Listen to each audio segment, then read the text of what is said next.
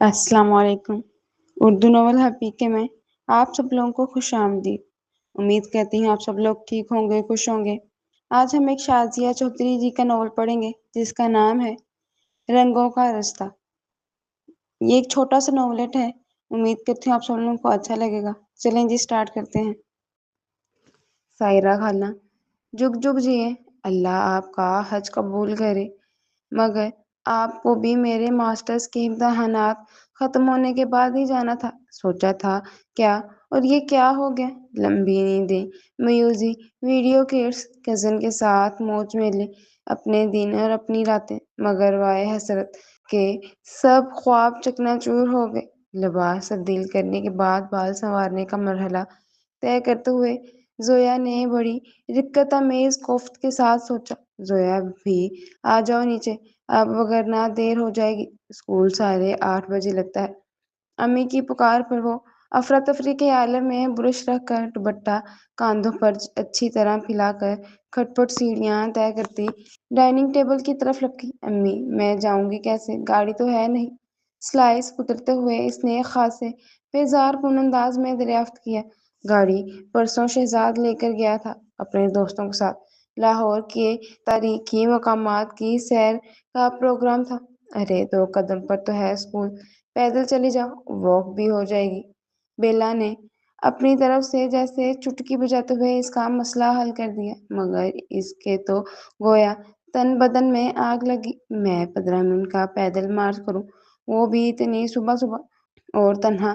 بھلا مجھے کتنے نفلوں کا ثواب ملے گا؟ اس نے آنکھیں نکالی۔ خفا کیوں ہوتی ہو؟ چلو بیلا، تم چلی جاؤ اس کے ساتھ۔ امی نے مصلحتاً آمیز انداز اختیار کیا۔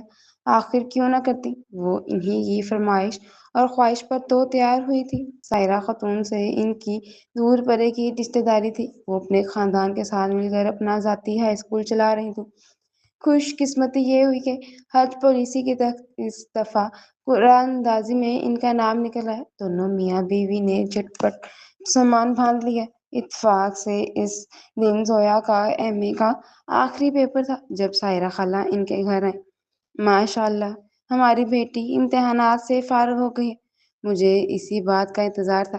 ویسے تو اسکول کی ایڈمنسٹریشن کو میں نے اچھی طرح گائیڈ کر دیا ہے، مگر سب اپنی ذمہ داریاں انجام دیتے رہیں گے، مگر پھر بھی میرا اور شفاعت کا خیال ہے کہ کسی اپنے کو ضرور نگران ہونا چاہیے۔ اگر زویا ہماری غیر موجودگی کے دوران اسکول میں پڑھانا اور معمول کے انتظامات کی نگرانی کا کام سنبھال لے تو مجھے عزت خوشی ہوگی۔ کہیے کیوں نہیں، بلکہ اچھا ہے، اس کو بھی مصروفیت مل جائے گی اور ساتھ میں پڑھانے کا تجربہ بھی ہو جائے گا۔ امی نے سارہ خالہ کی امید بھری نظروں کے جواب میں فٹافٹ سے حامی بھر لی اور یوں اسے ماننا ہی پڑی۔ واہ، میں کیسے جا سکتی ہوں، میرا تو ایک ایک لمحہ قیمتی ہے۔ بیلا نے صاف انکار کر دیا۔ وہ آج کل بی اے فائنلز کے پیپرز کی تیاری میں جٹی ہوئی تھی۔ اسامہ بھائی کو فون کر دو، وہ چھوڑ دیں گے۔ بیلا نے ایک شرارتی سی نگاہ اپنی پیاری سی منموہنی بہن کے چہرے پر ڈالی۔ ہاں، ویسے اس کا رستہ بھی یہی ہے، ادھر سے گزر کر ہاسپٹل جاتا ہے۔ امی بھی بیلا کی تجویز سے متفق ہو گئی، مگر اس کو عجیب سی جھجک ماند تھی۔ ارے نہیں، رہنے دیں، اتنی سی بات کے لیے زحمت دینا۔ زحمت کی کیا بات ہے، ان کا روٹ بھی یہی ہے۔ بیلا بہن کی حجاب آگئی گھبراہٹ سے لطف لے رہی تھی۔ نہیں، میں خود ہی چلی جاؤں گی، واک کر کے۔ وہ کچھ زیادہ ہی بوکھلا گئی تھی۔ آہا، شاعر نے کیا خوب کہا ہے، ادھر شرم مائل، ادھر خوف مانا، نہ وہ دیکھتے ہیں نہ ہم دیکھتے ہیں۔ امی کے کچن روانہ ہوتے ہی گویا بیلا کی زبان تھی رواں ہو گئی۔ سوچتی ہوں کیسے گزرے گی تم دونوں کی۔ ان کی پلکیں بھی رخساروں پر سجدہ ریز رہتی ہیں، اور ادھر گھبراہٹ کے مارے تمہارا تو یہ حال ہوتا ہے کہ پورا سراپا ہی جیسے سجدہ ریز ہو جاتا ہے۔ کیسے میاں بیوی ہو یار تم لوگ۔ بیلا کو جیسے ہی ازحد افسوس ہوا تھا، ابھی ہم میاں بیوی کہاں ہیں۔ زویا نے جھپٹ کر خفگی سے اسے گھورا۔ نکاح میں اور منقوہ تو ہو نا بھائی، جب نکاح ہو گیا تو میاں بیوی بھی بن گئے ہو، بس رخصتی ہی تو باقی ہے۔ ہاں، یہ کہہ سکتی ہیں کہ عملاً میاں بیوی نہیں۔ بیلا کے اس عمانی انداز میں بلا کی شرارت تھی۔ وہ بے ساختہ سرخ پڑی۔ بدتمیز، شرم تو نہیں آتی؟ اس نے ہاتھ میں پکڑا بیگ اسے مارنے کے इरादे से ऊंचा किया था। वैसे यार आपस की बात है, तुम दोनों का रवैया मुझे खासा मशकूक लगता है। अजीब कतराए रहते हो एक दूसरे से। वो तो खैर शुरू से ही संजीदा और खुश मिजाज पढ़ाकू टाइप बंदे हैं। फिर रही सही कसर साइकेट्रिस्ट बनकर पूरी कर दी। उम्र के एतबार से मैच्योर हो गए। अब रोमांटिज्म कहाँ से आएगा इनकी हरकत सुकनात में। मगर तुम भी कमाल ही कर देती हो। इस तरह इनसे कटी कटी घबराहट बुखलाई रहती हो, जैसे जैसे कर्जदार कर्ज ख्वाह से कन्नी कतराता है। कहीं वो वाला मामला तो नहीं है कोल शायर के। इधर ये ज़म्मे मोहब्बत की भीख हम मांगे, इधर ये जिद के तकाजा मेरा असूल नहीं। क्या है भाई, अब लपेटो अपने ये उर्दू दानी के मुजाहरे। वो मौजू से बचने के लिए उठ खड़ी। अरे मुझे लिटरेचर फोबिया हो गया है जोया जानी। बेला ने सर आ भरी। मेरी अकल आखिर कहाँ चली गई थी। इस वक्त जब मैंने बीए में उर्दू लिटरेचर रखने का फैसला किया था। गुमान अगलब है कि घास चरने। इसके सोचो विचार से फिर सवाल के जवाब में जोया ने अपना दुपट्टा अच्छी तरह सर पर जमाते हुए इत्मीनान से जवाब दिया। अच्छा मैं जा रही हूँ। इसका रुख बैरूनी दरवाजे की सिमत था। क्या उसामा भाई के साथ? बेला बाज ना रह सकी। जोया ने मुड़कर इसे घूरा तो फौरन होंठों पर उंगली रखकर जी जान से किताब पर चुप गई। जोया खफीफ सी बेसाख्ता उभर आने वाली मुस्कुराहट होंठों में दबाती वापस पलट गई। पैदल जा रही हो स्कूल बेटे?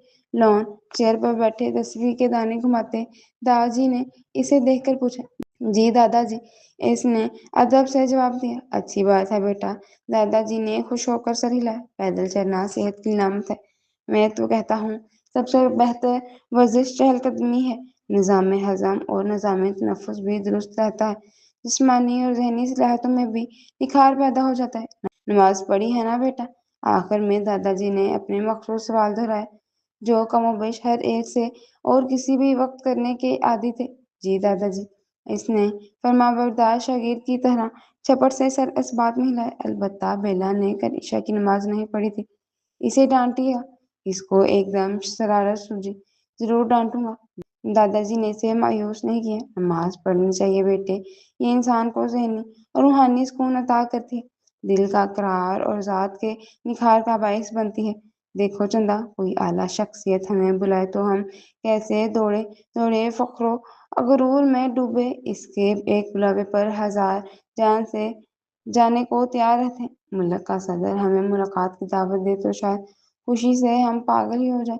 एक एक को पकड़ कर बताते फिरे कि हमें मोअज़्ज़ज़ सदर ने अपने पास बुलाया, जबकि खुदावंद ताला की बुजुर्ग और बरतर हस्ती हमें दिन में 5 मरतबा मुलाकात की दावत देती है कि आओ मेरी तरफ, मैं तुम्हें भला और फलाह का रास्ता बताऊं।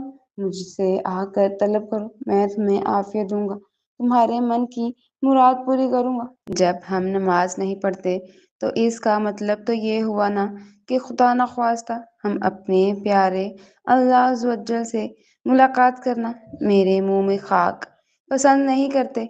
दादाजी बड़े धीमे धीमे सहर अंगेज अंदाज में बोल रहे थे। जोया मुतासर होकर चुपचाप इनकी बसीरत अफरोज बातें सुनती रही। अब जाओ तुम अपने मकसद के लिए रवाना हो जाओ।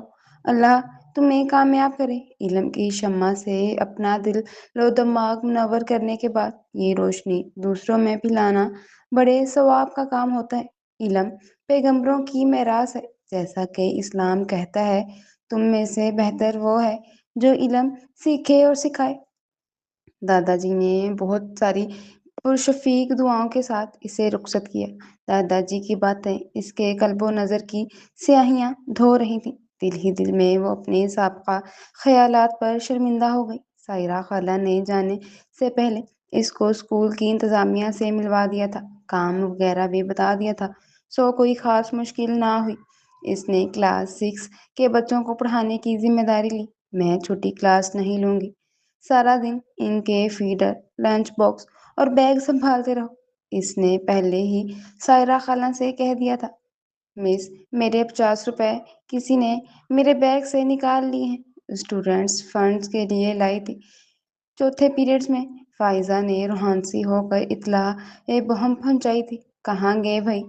असद, तुम चेक करो सब बच्चों के बैग। इसने क्लास मॉनिटर की ड्यूटी लगा दी اور پوری کلاس میں 50 روپے کی ڈھونڈ مچ گئی۔ بالآخر وہ شیراز کے بیگ کی جیب سے برآمد ہوئے۔ آپ نے فائزہ کے پیسے کیوں چرائے؟ اسد کی رپورٹ پر زویا نے شیراز کو اپنے پاس بلا کر سختی سے سوال کیا۔ آپ اتنے بڑے ہو گئے ہیں، آپ کو کسی نے نہیں بتایا کہ چوری کرنا بڑی بری بات ہے؟ نہیں ہیں، اس نے بڑے آرام سے جواب دینے پر اس نے جھٹکے سے سر اٹھا کر اس کی سمت دیکھا۔ شہراز کے چہرے پر دور دور تک شرمندگی اور ندامت کا کوئی شعبہ تک نہیں تھا۔ وہ بڑے مزے سے چنگم چبا کر لاپرواہی سے ادھر ادھر دیکھ رہا تھا۔ زویا کو غصہ آ گیا۔ کیا مطلب بڑوں سے اس طرح بات کرتے ہیں؟ وہ غصے میں آ گئی۔ مس، مجھے یہ بھی پتا نہیں کہ بڑوں سے کیسے بات کرتے ہیں۔ ریلی؟ شہراز کا انداز اب بھی وہی تھا، لاپرواہی، بے نیاز، ضد کرنے والا، تیش دلانے والا۔ آپ نہایت بدتمیز ہیں۔ وہ اس پر گرم ہونے لگی۔ آپ مجھے دونوں باتوں پر سزا دے دیں۔ یہ لیجیے اسٹک، میں ہوں جو بدتمیز ہیں۔ وہ ششدر سی رہ گئی۔ شیراز نے جیسے معمول کے سے انداز میں چھڑی اس کی سمت بڑھا کر سر جھکا لیا۔ اچھا، جائیں اپنی سیٹ پر۔ اسے اپنا غصہ ضبط کرنا پڑا، مگر آئندہ ایسی حرکت نہیں کرنا۔ فائزہ سے بھی سوری کریں۔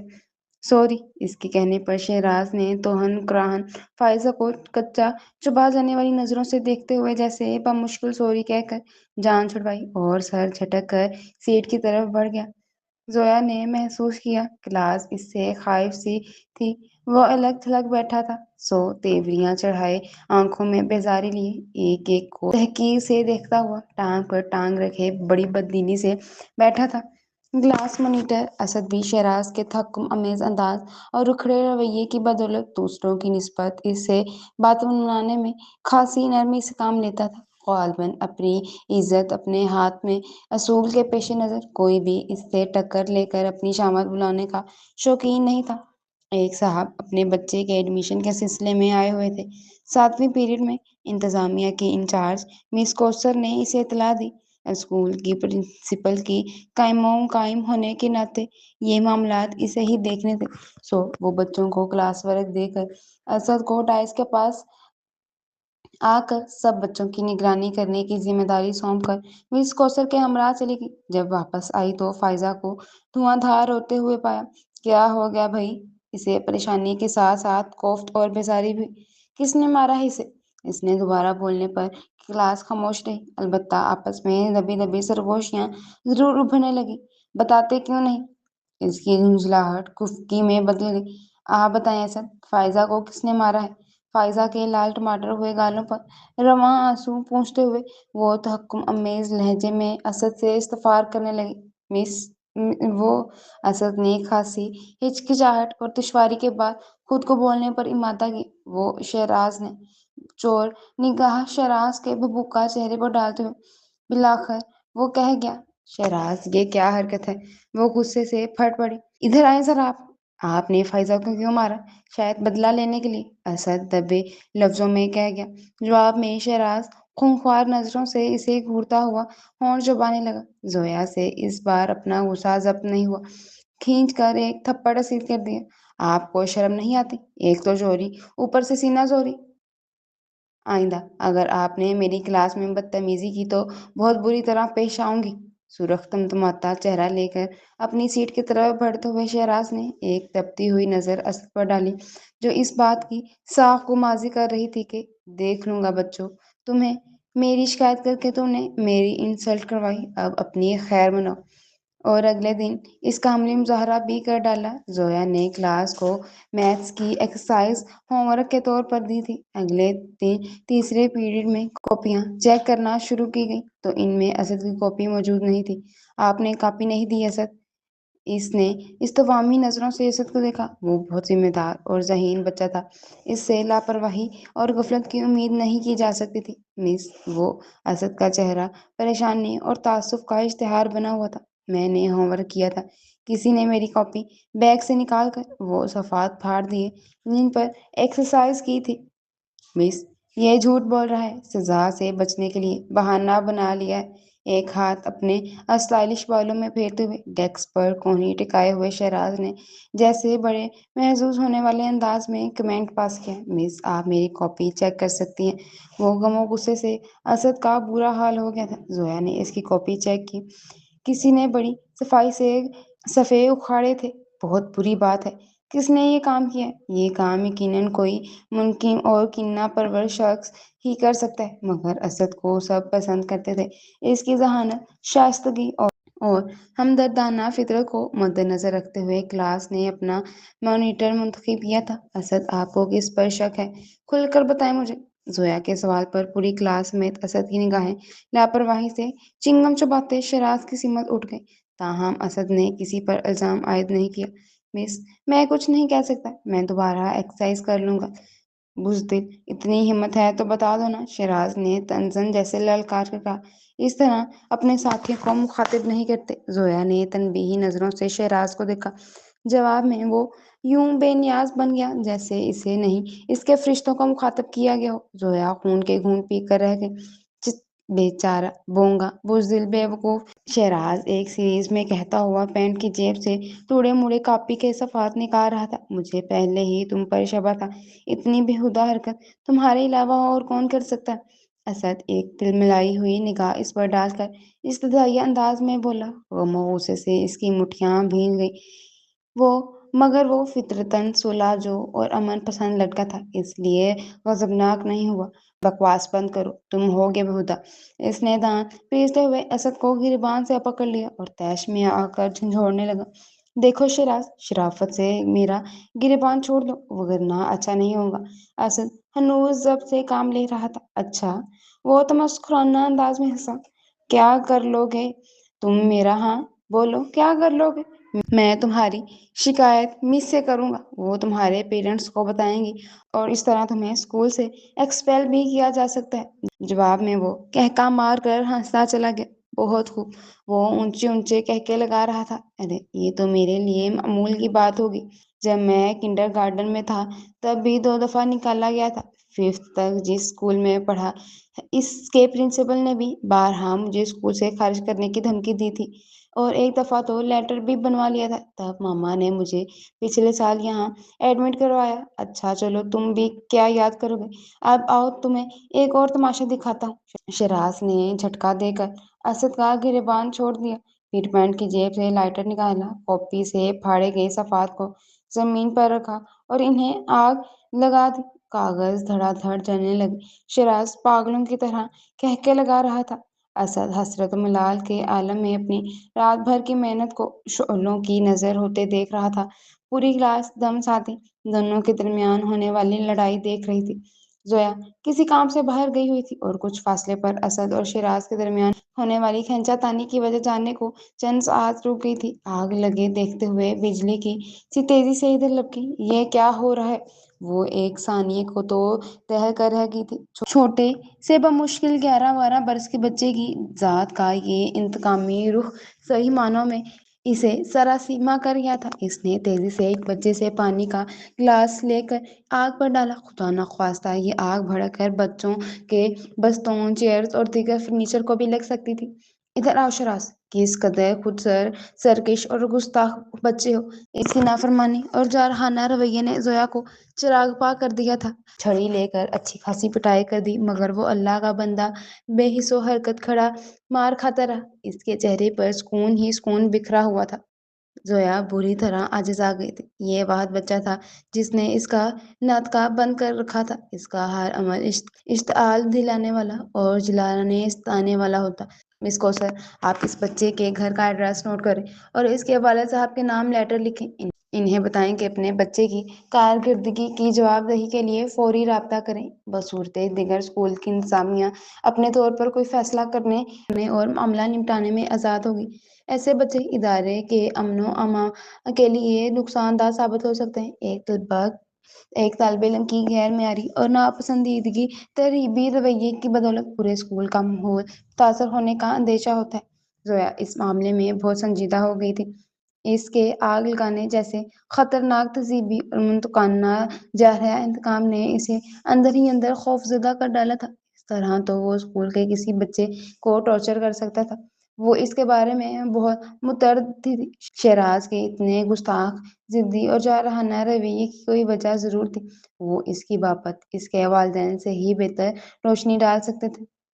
تم نے تو اسکول کو اپنے سر پر ہی سوار کر لیا ہے۔ کہاں تو ایک دن جانا محال لگ رہا تھا، اور کہاں یہ کہ گھر بھی بالکل شہر بیٹھے رہیں تصور جہاں کیے بغیر والی صورتحال ہوتی جا رہی ہے۔ وہ بیلا کے ساتھ اسکول کے دیگر معاملات کے ساتھ بڑی سی ٹیبل شہراز کے شخصیت کے مختلف پہلو پر سیر حاصل تبادلہ خیال کر رہی تھی کہ اس کا پیمانہ سب چھلک پڑا۔ اسے تو بہتر ہے تم اسامہ بھائی کے ساتھ اس بچے کی پرسنالٹی ڈسکس کر لو۔ بیلا نے بڑا صائب مشورہ دیا۔ ان کا تو سبجیکٹ بھی یہی ہے، ہم سے کیا پوچھتی ہو؟ ہم لٹریچر والے کیا علاج درد سوز غلط تشخیص یا تجویز کر سکتے ہیں، سوائے یہ کہنے کے تنگ آ چکے ہیں کشمکش زندگی سے ہم دنیا کو چھوڑ جائیں، نہ کہیں بے بسی سے ہم یا پھر با آواز بلند یہ پکارنے لگیں گے، اے چاہرہ ساز کوشش مرہم فضول ہے۔ خدا کا واسطہ ہے بیلا چپ ہو جاؤ، اب لگتا ہے ہم سے کوئی عظیم گناہ ہی ہوا ہوگا جس کی پاداش میں تمہارا دل اردو لٹریچر رکھنے کی طرف مائل کر دیا گیا۔ زویا نے سر تھام لیا۔ اسامہ بھائی آئے ہیں، امی کہہ رہی ہیں ان کی خاطر توازہ کے لیے کچھ بنا دیں۔ اتنے میں شہزاد آدھی سیڑھیاں طے کر کے زور سے اطلاع انداز بتاتا اسی رفتار سے واپس پلٹ گیا گویا ٹرین چھٹی جا رہی تھی۔ اس کے دوست باہر اس کے انتظار میں تھے۔ او بھائی، اسے کہتے ہیں دل کو دل سے راہ ہونا۔ ادھر انہیں یاد کیا، ادھر وہ حاضر ہو گئے۔ بیلا نے زعفرانی انداز میں آنکھیں نچائیں۔ یاد رہے، یاد میں نے نہیں تم نے کیا تھا۔ وہ خفیف سا مسکرا کر لباس کی شکنیں دور کرتی اٹھ کھڑی ہوئی۔ ہاں جی، بیلا نے مصنوعی سرد آ بھری، آپ کا دل تو 24 گھنٹوں ان کی تسبیح کرتا رہتا ہے۔ اس وقت تو کھانے کا ٹائم ہے، جاؤ بیلا، جا کر پوچھو ان سے، پتہ نہیں ہاسپٹل سے آ رہے ہیں یا گھر سے۔ اس نے واک اللہ کی طرف نگاہ ڈالی۔ دوپہر کے 3 بج رہے تھے، جاؤ پوچھ لو نا خود جا کر، وہ ادھر لان میں ہی بیٹھے ہیں دادا جی اور امی کے پاس۔ پردے برابر کرتی بیلا نے نیچے جھانک کر جیسے اطلاع پہنچائی۔ میں جاؤں؟ وہ نہ جانے کیوں گھبرا گئی تھی۔ نہیں یار، جاؤ تم پوچھو، ساری زندگی واسطوں کے ذریعے ہی رابطہ رکھنا۔ بیلا سچ مچ تب گئی۔ تمہیں کھا تو نہیں جائیں گے نا؟ یہ کیا ٹین ایجرز کی طرح چونچلے کرتی رہتی ہو؟ بکواس نہیں کر، میں جان بوجھ کر تھوڑا کرتی ہوں۔ زویا بگڑی، بس یار مجھے عجیب سی جھجک محسوس ہوتی ہے۔ اس کے چہرے پر الجھن لہرانے لگی۔ یہ نہیں کہ مجھے ان سے شرم آتی ہے، ہمارے پھپھوزاد ہیں، بچپن سے دیکھے بھالے ہیں، کوئی گئے تھوڑا ہیں۔ یہ بھی نہیں کہ ان سے حد درجے خوف محسوس ہوتا ہے، اچھے خاصے سافٹ اسپوکن ہیں، متحمل مزاج اور سادگی پسند ہیں۔ جب یہ بھی نہیں اور وہ بھی نہیں تو پھر مسئلہ کیا ہے؟ بیلا نے ہر درجہ استعجاب سے اسے دیکھا۔ کیوں اتنے زیادہ فاصلے ہیں تم دونوں کے بیچ؟ اور یار ایک بات بتاؤ، یہ بے نام سے پرتکلف کترائے ہوئے تعلقات خدا نخواستہ آگے چل کر بہت سی پیچیدگیاں اور پریشانیاں بھی پیدا کر سکتے ہیں۔ بیلا کا انداز متفکرانہ تھا۔ تمہیں سوچنا چاہیے اس بارے میں۔ مصنوعی قسم کے حجابات تکلفات اکثر بدگمانیاں، دھڑکے اور اندیشے پیدا کرنے کا سبب بن جاتے ہیں۔ بیلا کے تشویش انداز پر زویا نے چونک کر اسے دیکھا، پھر کسی سوچ میں ڈوب گئی۔ بیلا، زویا بھی کدھر رہ گئی؟ نیچے سے امی آوازیں دے رہی تھی۔ اسٹوپڈ نان سینس، تم سے دیکھ کر کام نہیں ہوتا۔ آپا کے دودھ کا گلاس گرا دینے پر وہ بری طرح چراغ پا ہو رہا تھا۔ شہری بابا، آپ جو اچانک رستے میں آ گئے تھے۔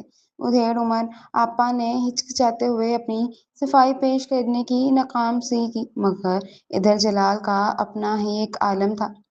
کتنی دفعہ تمہیں کہا ہے، خواہ بحث مت کیا کرو میرے ساتھ۔ اس کے چلانے پر آیا سچ مچ سہم گئی۔ ٹھیک ہے شیرے بابا، میں دوسرا گلاس لے آتی ہوں، اب نہیں پینا ہم نے، وہ ایک شانت سے تہمانہ انداز میں کہتے ہوئے شاہانہ انداز میں صوفے میں دھنس کر ٹی وی کا چینل بدلنے لگا۔ بیگم صاحبہ خفا ہوں گی، آپ دودھ پی لیجیے۔ اب آیا بے چاری حکم حاکم مرگ مفاجات کے مصادق مجبور تھے، یہ میرا ہیڈک نہیں ہے۔ شہراز کا انداز قطعی تھا اور لہجہ حد درجہ خشک اور بے رحم۔ آیا زچ سی ہو کر گمگو کے عالم میں کھڑی بے بسی سے اس کا چہرہ دیکھنے لگی۔ نہ جانے رفتن نہ پائے ماندار والا حساب تھا اس کے ساتھ۔ اسی لمحے سندھیلا ادھر چلی آئی۔ شہری، تم ابھی تک جاگ رہے ہو؟ سوئے کیوں نہیں؟ آیا نپلی کب سے رو رہی ہے؟ وہ جی میں شہری بابا کو دودھ دینے آئی تھی، اسی دوران اٹھ گئی ہوگی۔ بیبی میں ابھی دیکھتی ہوں۔ تم نے دودھ نہیں لیا کیا؟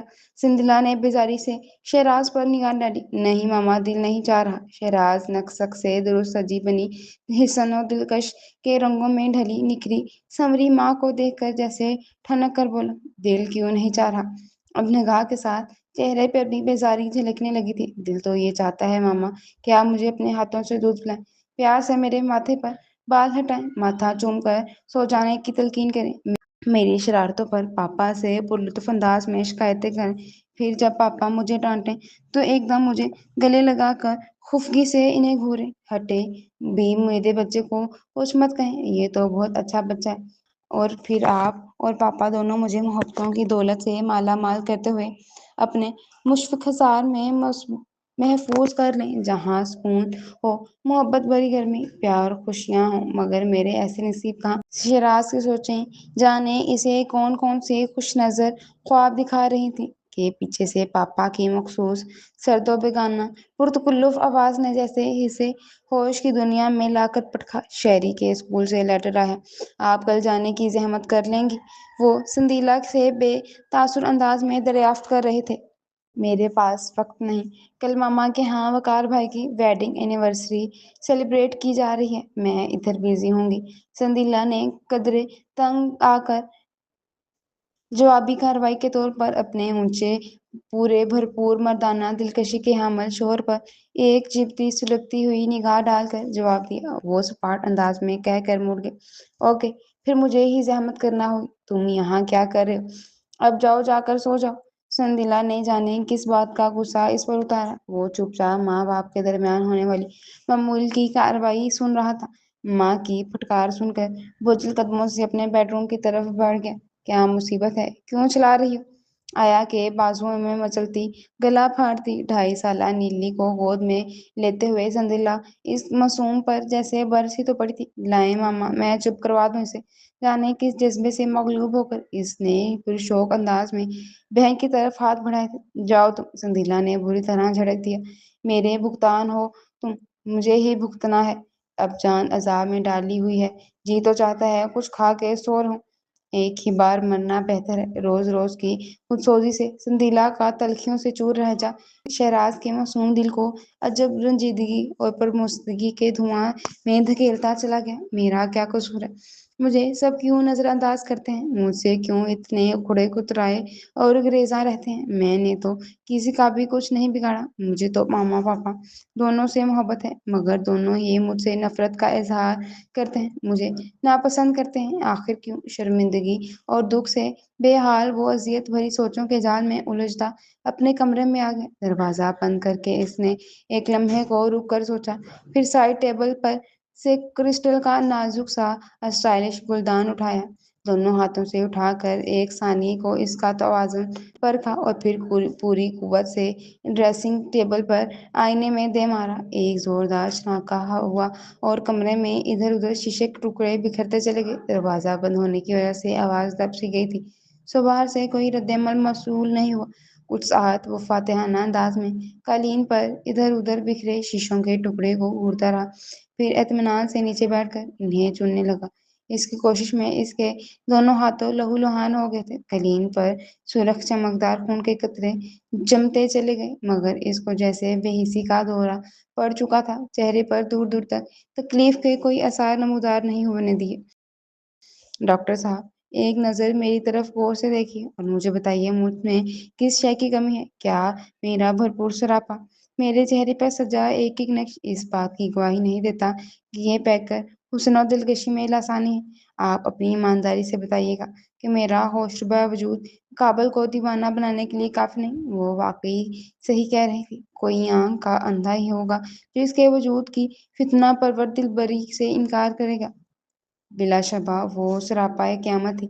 آج سے 11 برس قبل میری شادی ہوئی تھی جب میں صرف 18 برس کی تھی، اور ڈاکٹر صاحب 11 برس گزر جانے کے باوجود میں آج بھی اس مقام پر کھڑی ہوں جہاں سے سفر شروع کیا تھا۔ اس کی خمار پلکیں بھیگنے لگی۔ اسامہ نے گہری جانچتی نگاہوں سے اس حسین و جمیل طرحدار خاتون کا جائزہ لیا۔ اس کا یہ 11واں برس جیسے چھو کر بھی نہ گزرے تھے، ایک دم بھرپور تر و تازہ اور نخیز جمال تھا اس کا۔ آپ مجھے بتائیے ڈاکٹر صاحب، میں کس سے شیئر کروں، کس کو اپنے احساسات بتاؤں؟ یہ ایسا معاملہ ہے جسے زبان پر بھی نہیں لایا جا سکتا۔ نہ ماں کو بتا سکتی ہوں، نہ بہن یا دوست سے شیئر کر سکتی ہوں کہ ہمارے معاشرے میں اس قسم کی تشنیع کا عورت کے منہ سے اظہار اس کی بے باکی اور بے حجابی کی دلیل سمجھا جاتا ہے۔ مجھے بتائیے، کیا عورت کے جذبات نہیں ہوتے؟ کیا طلب صرف مرد کی میراث ہے؟ یہ عورت کے اندر پیدا نہیں ہو سکتی؟ جذباتی کشمکش میں اس کا چہرہ انگارے کی مانند دہکا دیا تھا۔ آپ اطمینان سے ریلیکس ہو کر بات کیجیے، میں پوری توجہ سے سن رہا ہوں۔ اسامہ نے پیشہ ورانہ تشفی دلا کر گویا اس سے اپنی طرف سے اعتبار و یقین رکھنے کی تلقین کی کہ وہ شعلہ فشاں رخساروں پر پھسلتے آنسوؤں کو احتیاط سے رہتے رومال میں جذب کرتے ہوئے خود پر قابو پانے کی کوشش کرنے لگی۔ سراہن چاہا جانا اور قبول کرنا ازل سے عورت کی فطری خواہش رہی ہے۔ مرد کی گرم جوشی رفاقت، اس کی نگاہ اور دوست اور وسط و لب کی شوخ جسارتیں عورت کے وجود میں مان بھر دیتی ہیں، اس کی نسوانیت کی تسکین کی ضامن بن جاتی ہیں۔ مگر ڈاکٹر صاحب، آپ کا اس بد نصیب عورت کے بارے میں کیا خیال ہے جو کنویں کے پاس رہ کر بھی پیاسی رہتی ہے؟ میں 11 برس سے آگ میں جھلس رہی ہوں۔ ڈاکٹر صاحب، میرے بھی کچھ تقاضے ہیں جو جذبات کے سمندر میں ہلچل مچا کر میرے پورے وجود کو بے چین کر ڈالتے ہیں۔ اس شخص نے اپنا دل پتھر کر لیا ہے، مگر میں تو پتھر نہیں ہوں نا۔ بہتری کوشش کی بننے کی، مگر ایسا نہیں ہو سکا۔ گرم جوشی، پیار، جذبوں کے بے ساختہ یلغار، مجھے ان سب چیزوں کی طلب ہے، مگر اس شفاف شکی القلب شخص کے احساسات مجھے برف کی سیل کے نیچے دفن ہو جاتے ہیں۔ میں بھڑک بھڑک کے سلگ سلگ کے ختم ہو رہی ہوں، اور وہ بے حسی سے تماشا دیکھ رہا ہے۔ یہ حسن، جوانی، یہ شادابی اور رعنائی، یہ سب میرے کس کام کے ہوئے جب ان پر استحقاق رکھنے والا، ان سے اپنے وجود کی تکمیل کرنے والا ہی ان سے غافل ہے۔ وہ اپنی گلابی مخروطی گداز ہاتھوں میں چہرہ چھپا کر پھوٹ پھوٹ کر رو دی۔ میں اندر سے اتنی پیاسی، ناسود اور ادھوری ہوں، اور اس طرح اپنی ذات کی بے بسی کے اظہار میں مقید رہتی ہوں کہ اکثر اوقات اپنی جان کے ٹکڑے، اپنے بچوں کے جذبات و احساسات سے بھی بیگانہ ہو جاتی ہوں۔ ہزار کوشش کے باوجود میں انہیں اپنی بے ساختہ ممتا بھری حدت امیز قربت نہیں دے پاتی، بے وجہ ان سے اجنبیت برتتی رہتی ہوں۔ گھر کی چار دیواری کی گھٹن جب حد سے سوا ہو جائے تو میں کے چلی جاتی ہوں، وہاں ادھر ادھر کے ہلے گلے میں شامل ہو کر اپنی روح کے زخم بھولنے کی کوشش کرتی ہوں، خواہ اپنے گھر سے غافل رہتی ہوں۔ یوں لگتا ہے جیسے میں ایک سوچے سمجھے منصوبے کے تحت اپنی ذات سے انتقام لے رہی ہوں، مگر دکھ کی بات یہ ہے کہ اس انتقام کی نظر اب میرے بچے بھی ہونے لگے ہیں۔ اس چیز نے مجھے بہت خوفزدہ کر دیا ہے ڈاکٹر صاحب، مگر میں کیا کروں؟ نہ چاہتے ہوئے بھی میں لاشعوری طور پر بچوں کو دیکھتے ہی جیسے ضد پر اتر آتی ہوں، گویا فاروق کا بدلہ اس کے بچوں سے لے رہی ہوں۔ ڈاکٹر صاحب، میں پاگل ہو جاؤں گی اس صورتحال میں ایسا نہیں چاہتی، مگر جانے کیوں مجھے خود پر کنٹرول نہیں رہتا۔ بچوں کو دیکھتے ہی میرا دل غم و غصے سے بھر جاتا ہے۔ اس پر انتہا درجے کی لاچاری اور بے بسی کا عالم طاری تھا۔ اسامہ تھوڑی تلے ہاتھ رکھے کونی ٹیبل پر ٹکائے نہایت انہماک سے اس کا حرف حرف گویا سماعت میں اونڈے رہے تھے۔ بات کے اختتام پر انہوں نے انداز نشست بدلا۔ ایک طویل سانس لے کر سیدھے ہوئے، میز پر سے سنہری قلم اٹھا کر گول گول گھماتے ہوئے انہوں نے عمیق نگاہوں سے اس کا جائزہ لیا، پھر بالآخر خود گویا ہوئے۔ بعض اوقات حقیقت اس طرح کھل کر سامنے آ کر منبھم ہو جاتی ہے کہ انسان سب کچھ جانتے ہوئے بھی الجھنوں کے ریشم میں لپٹا چلا جاتا ہے۔ وہ سکون سے اس کی سمت دیکھتے تھے۔ آپ کے ساتھ مسئلہ یہ ہے بی بی کہ آپ ازدواجی افسردگی کا شکار ہیں۔ آپ کی شادی شدہ زندگی کا تجربہ نہایت ناخوشگوار اور تکلیف دہ ہے، لیکن آپ اپنے جائز حق کا مطالبہ اپنے شوہر کے روبرو پیش کرنے سے لاچار ہیں۔ یہ اندر کی جھنجھلاہٹ اور بے بسی ہے آپ کے جذبات کی دنیا میں بری طرح اخار پچھائے کی کیفیت طاری کر رکھی ہے۔ آپ اپنے اندر کے شور کو دبانے کے لیے بے سبب گھر بار اور بچوں سے بیگانگی اور بے اعتباری کا سلوک روا رکھے ہوئے ہیں۔ اس نے تھک ہار کر کرسی کی پشت سے ٹیک لگائی۔ خبر نہیں ڈاکٹر صاحب کیا ہو رہا ہے اور کیا ہو جائے گا۔ ہاں یہ ضرور ہے کہ میں اگر مزید اس کیفیت میں رہی تو میں ٹوٹ جاؤں گی، میرے اعصاب بری طرح شکست خوردہ ہو جائیں گے، اس سے زیادہ برداشت نہیں کر سکوں گی۔ وہ محترم سرخ آنکھوں کو مسلتے ہوئے مزمل سے تھکے ٹوٹے انداز میں کہہ رہی تھی، انشاءاللہ ایسا نہیں ہوگا۔ اسامہ نے بہت لسان سے کہا، سب ٹھیک ہو جائے گا۔ دیکھیے مسئلہ صرف کمیونیکیشن گیپ کا ہے۔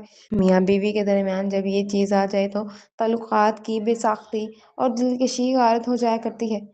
آپ دونوں میاں بیوی جذباتی اور احساساتی اعتبار سے ایک دوسرے سے بہت فاصلے پر ہیں۔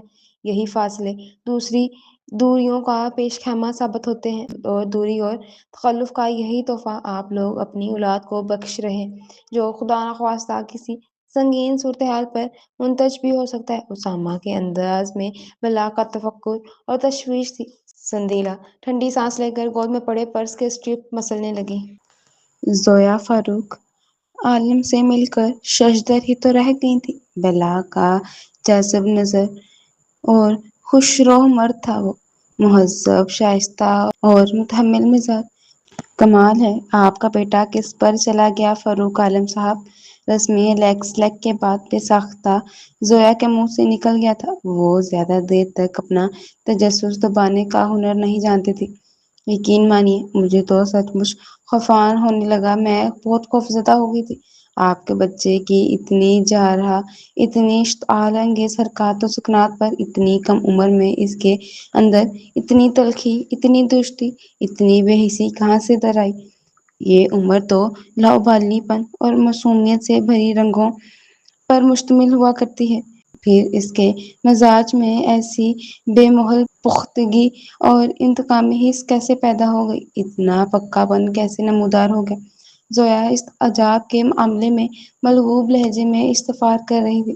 یہ شروع سے ہی خاصا ضدی اور بدتمیز ہے، خصوصاً اکیڈمک انسٹیٹیوشنز میں اس کی ڈرمی اور حاکمانہ طبیعت کے باعث مجھے شرمندگی اٹھانا پڑتی ہے۔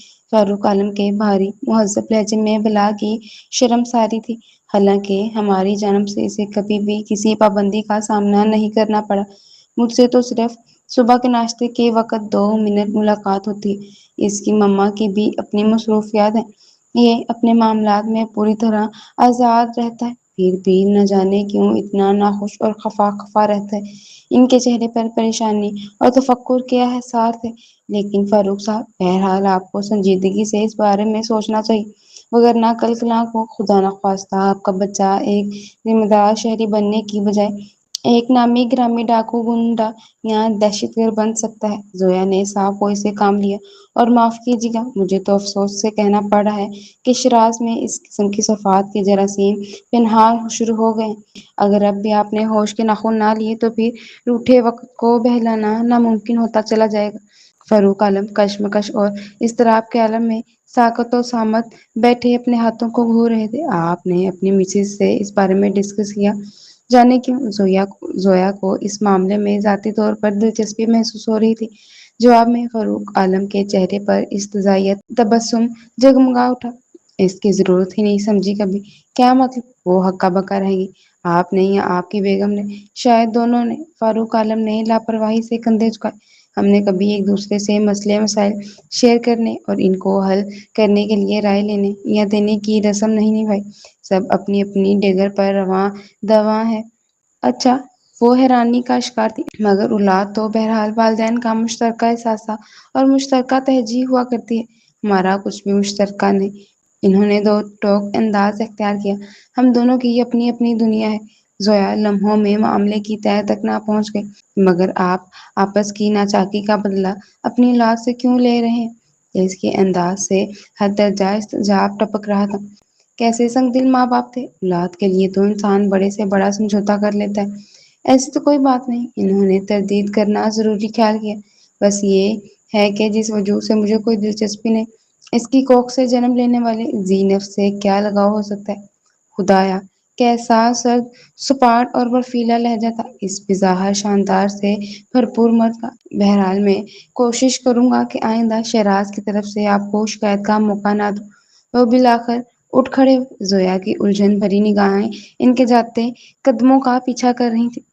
غضب کی سردی پڑ رہی تھی، اوپر سے قیامت کی جل تھل تھی۔ سرد برفیلی ہواؤں کے جھکڑ اپنے دامن میں خنک خطاؤں کے لشکر سمیٹ کر لائے تھے۔